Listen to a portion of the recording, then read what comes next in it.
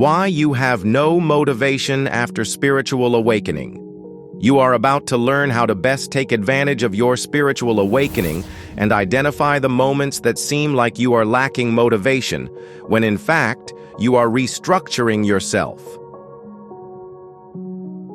At some point along your spiritual journey, maybe following a profound realization or an intense emotional breakdown, something within you shifted. It wasn't loud or obvious. It wasn't dramatic, but it was undeniable. You began to perceive through the illusions, recognize the patterns, hear the noise, and then came the silence. Initially, that silence felt like liberation, a powerful moment of awareness, a kind of spiritual empowerment. But then, almost imperceptibly, the color began to drain from your inner world.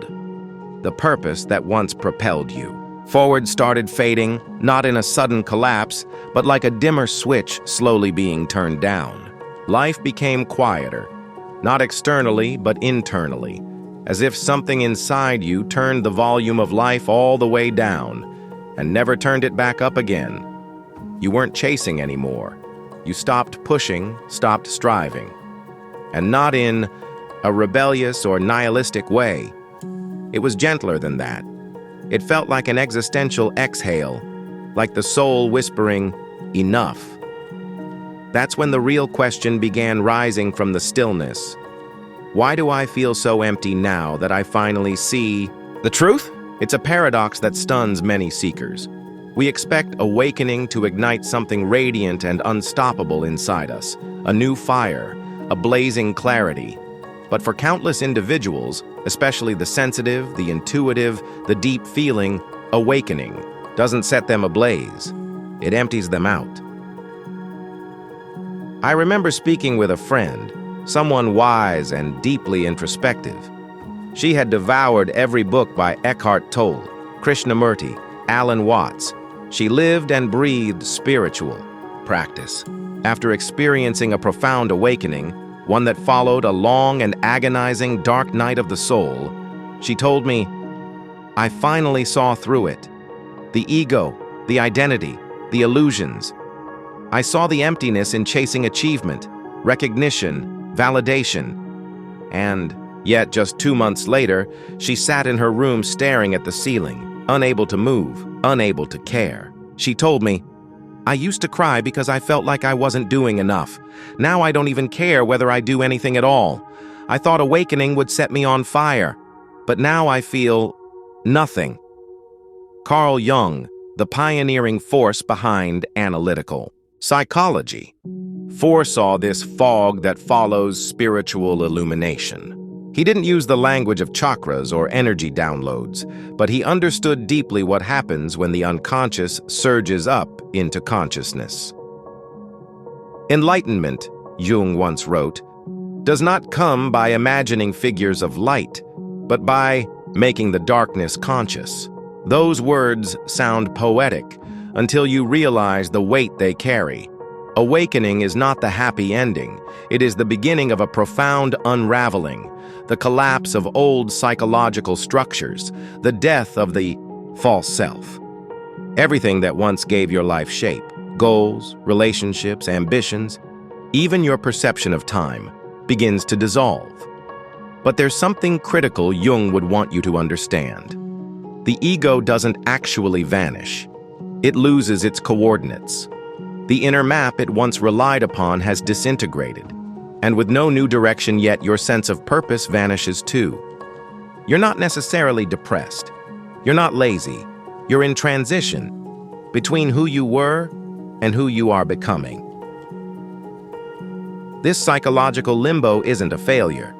It's a sacred pause, a vital phase in the individuation process, the process of becoming your truest self. Jung warned that in our modern culture, this phase is rarely recognized and often feared. We run from it, we medicate it, we distract ourselves to avoid it. But in doing so, we miss its incredible value. This void, this stillness after awakening isn't empty. It's ancient, it's sacred. But no one teaches us how to navigate it. So we feel broken. We call it burnout. We mistake it for depression. But what if instead it's the soul initiating a deeper transformation? If you've been here, feeling flat, disconnected, unable to find motivation, know this: you are not broken. You are being restructured. Most people don't realize that this post-awakening numbness isn't something going wrong. It's something going right. It's not dysfunction. It's a sacred reconfiguration. You've stepped out of the old paradigm, but haven't fully stepped into the new. And because our society is obsessed with action, productivity, and forward motion, we have no language for this stillness, this in-between. But Carl Jung did. He saw it as essential. This experience, this void, is not simply a psychological pause. It's the psyche undergoing a deep and necessary transformation. When we awaken, we see through the persona, the mask we wear to fit into society. That mask was never you. It was the version of yourself that played by the rules, followed the scripts, chased the milestones handed to you. You were fueled by goals that made sense to that version of you. Success, recognition, approval, love, all filtered through the lens of ego identity. That motivation wasn't wrong. It was just inherited, programmed. It gave structure to your development. Jung called this identity the persona, a necessary construct to function in society, but spiritual awakening strips that construct away. You begin to see that all your striving was for things you were told mattered, not necessarily what your soul actually longs for. And with the collapse of those external motivators, the old fuel dries up. Suddenly, the job, the dream board, the perfectly structured to-do list, they all lose their spark. So you ask yourself, why can't I make myself care about what used to matter? And here's the answer: because that version of you no longer exists. You are in the chrysalis phase, the caterpillar that no longer crawls but hasn't yet become the butterfly. Your old self has dissolved, but the new self is still forming. It's confusing, it's frustrating, and to the ego, it feels like death. This is what Jung meant by psychological death. The ego panics because it has no ground to stand on, no clear identity, no clear purpose. But Jung taught that this death is not the end. It's the beginning of something far more meaningful, the emergence of the self, not the ego self, the true self, the transcendent, eternal inner presence that doesn't need external validation or performative success to feel worthy. The self doesn't strive, it expresses. It doesn't hustle, it responds. And it doesn't cling to clarity, it lives in alignment. But the journey from ego to self isn't linear. It's messy, disorienting, even lonely. During this transition, it's easy to misinterpret what's happening. You might call it burnout or depression. You might tell yourself you're being lazy, ungrateful, or aimless. But what's actually happening is an energetic detox. You are shedding layers of programming, letting go of artificial ambitions, and releasing all the shoulds that once dictated your direction. Carl Jung recognized that this liminal space, this sacred pause, was often misjudged by society because it produces no visible results. You're not out there achieving. You're not grinding or leveling up. You're simply being. And in a culture that worships performance, simply being looks like failure. But from Jung's perspective, this stillness is the womb of becoming. It's the ground from which authentic purpose can finally emerge. This is the dark soil of individuation, the rich and often painful terrain where the soul finally takes root. Jung saw individuation not as a luxury, but as a necessity, the only path to psychological wholeness, and this path begins in the shadows. The shadow is everything you've disowned, everything you've buried, everything that doesn't fit the image of who you thought you should be. After awakening, The light of awareness shines into those places, and suddenly, you're confronted with all the parts of yourself that were never integrated.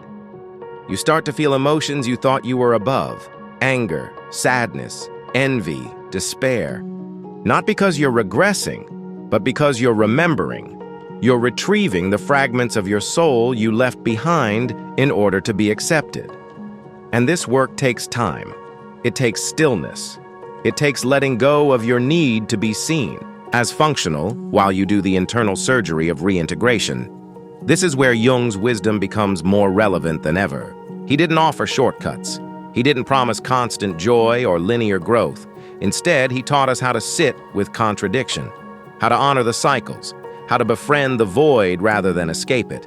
And eventually, slowly, something begins to move, not like a surge, not like a comeback, more like a shift in gravity, a subtle reorientation.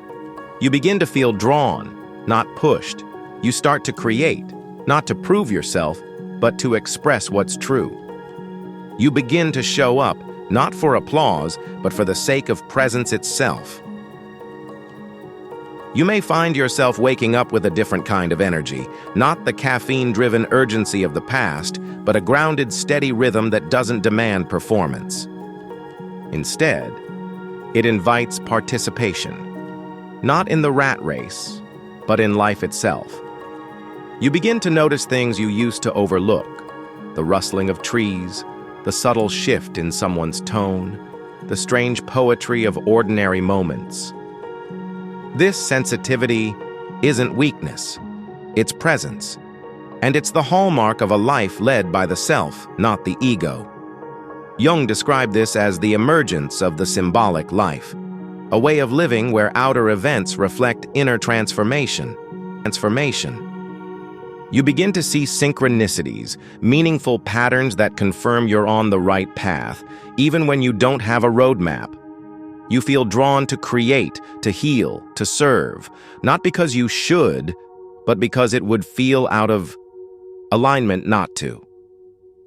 In this new paradigm, motivation no longer comes from fear of falling behind or the hunger to prove your worth. It comes from resonance, from alignment, from inner truth. Your ambitions may shift dramatically. What once seemed exciting may now feel hollow. The dream job may no longer appeal. The relationship you once clung to may feel like a costume you can no longer wear. And that's okay, because now your compass is different. You're not guided by the expectations of others or by the outdated scripts of success. You're guided by the quiet intelligence of the soul, what Jung believed was the most trustworthy source of direction a human being could follow. But this doesn't mean life gets easier. In some ways, it gets more complex. You become more sensitive, more attuned to your own inconsistencies. You can no longer lie to yourself, not without consequence. The gap between who you are and who you pretend to be becomes intolerable. And so you keep refining.